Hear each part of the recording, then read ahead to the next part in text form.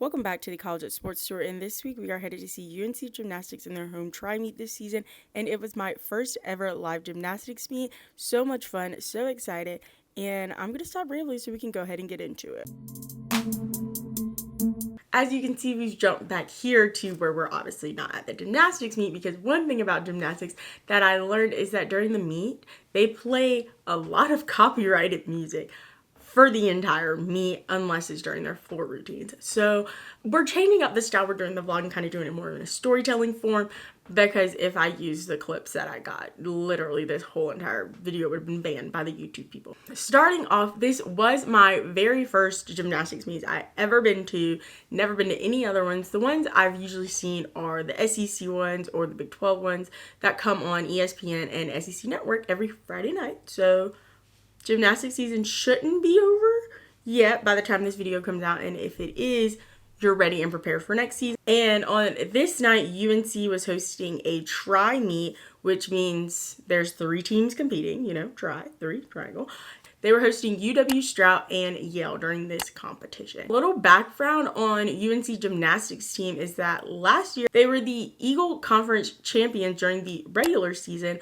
Come to find out, UNC is kind of the real deal Bradley Bill when it comes to women's gymnastics, and that's the only gymnastics that we have here at UNC. As you can see in this clip, when we walked in, there's a lot going on here. We got 4 events going on the floor, and we chose to sit where the bar event was.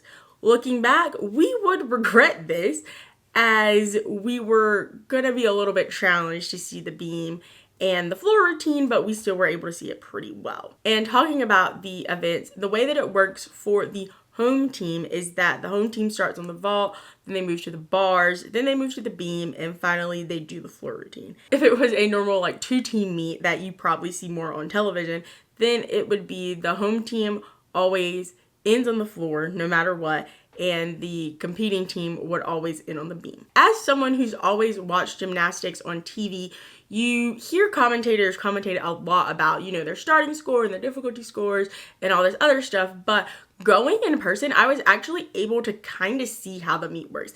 And now, after being at the meet and still watching gymnastics on TV on Friday nights, which you should be doing too, was they actually show the difficulty score to everyone in the arena, if that's the word you want to use, which, if you don't know what a difficulty score is, it's basically their base score. So most gymnasts who have a little bit harder of a routine, their starting score, we're gonna say starting score, 9 times out of 10 gonna be 10. So if they get deductions, they can still have a high value. They had 2 people sitting on one competition, and one person would be doing the score and the other person would be doing the difficulty score, and then they would have to make sure their scores match. But aside from, showing the flags and showing the numbers, the things that really stood out to me during the gymnastics meet was how insane some of these routines look in person. Because obviously they look crazy hard on TV. But the fact that these girls were flipping and dipping and all this good stuff, and it was live and in front of you, it was insane. Shout out to these girls from all 3 teams and literally every gymnast out there, because you're doing the thing. You're killing it. You're amazing. You're lovely. And like I said, just some of the things they were doing, just flip it on the bars. And then one girl for UW Stout, she stuck her landing on her bar routine. When UW Stout went to their floor routine, the girls that weren't competing, they moved the mats and put them on the corners and taped off the corners so they could be ready to go for their teammates. And I thought that was really cool. Obviously, I knew someone had to do that when you see them on TV, but I never thought, oh, that's the teammates doing it. But it also makes a lot of sense that that's the teammates doing it, because at the meet, a team would bring they had 15 to 20 girls there. And as you know, there's only 4 apparatuses and 6 people compete, but the lowest scores drop, so only 5 scores count. Probably should have said that 5-10 minutes ago, but I'm getting it now. As well as during collegiate gymnastics meet, they have the team competition and an all around for the girls that participate in every single event. And aside from them fixing the mats, during the bar routines, the girls and a few of the coaches would pull up the bars or make them tighter. I don't really know what they were doing. I don't know what they were doing, but it was very interesting. And I was like, wow. And every single team did that. So I guess there's not a standard height or standard tightness for the bars in gymnastics. If you're a gymnastics girly, parent, friend, aunt, cousin uncle. Let me know down in the comments what that thing was about, because that was really interesting. And UNC won with a score of 196.250, which was a season high at the time during that January competition.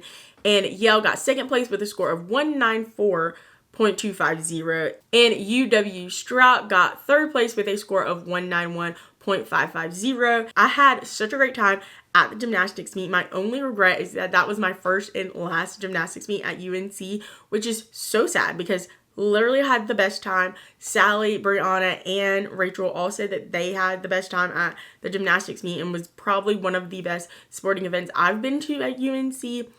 So if you're somewhere and you can get to a college gymnastics meet, I really recommend it for you as well. That's a wrap on this episode, and next time we'll be headed to see UNC women's basketball team take on Wake Forest in one of their last games of this season.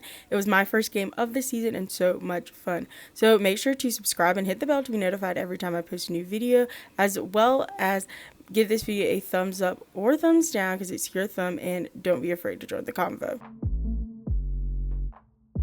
Best on being Carolina.